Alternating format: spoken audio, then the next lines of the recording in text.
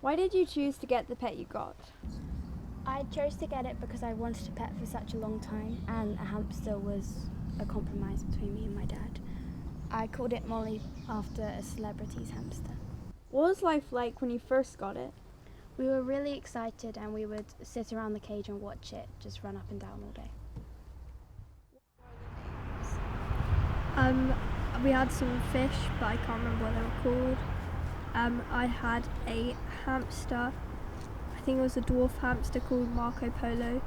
I had a Persian cat called Panda, and I have a golden doodle called Magic. What was life like when you first got them? Really exciting and fun. Yeah, twice. The first time she'd eaten some brownies that had been left on the kitchen table, and the second time I was at a museum with my mum and my grandma, and my dad called saying she'd eaten some grapes and they had to take her to the vet. How did you feel about it? I felt really scared and really stressed because I was worried my dog might die.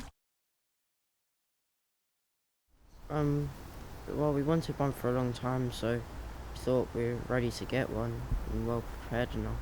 Everyone was just really excited and spending as much time as we could with the dog. Well, she eats really anything that she can eat, so she went to the vet quite a lot. Well, we're worried for the first few times, but after that, since she went so many times, we're not really worried anymore.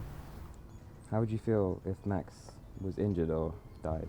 I would probably be extremely upset because he's just like a friend to me. Do you take Max on walks, or is it anyone else in the house?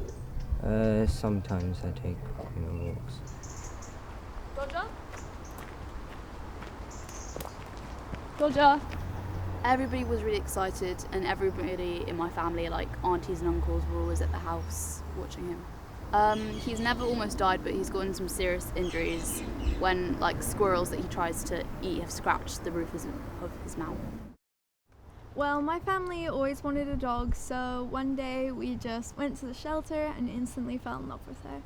It was really nice, though she was terrified of everything, so we spent the time trying to make her feel loved.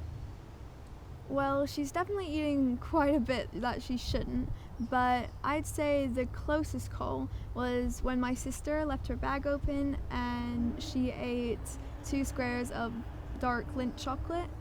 Yeah. And I was very scared the day because we took her to the vet and I was just crying because she's old, there's a lot of things against her, and I wanted her to be with us for a long time.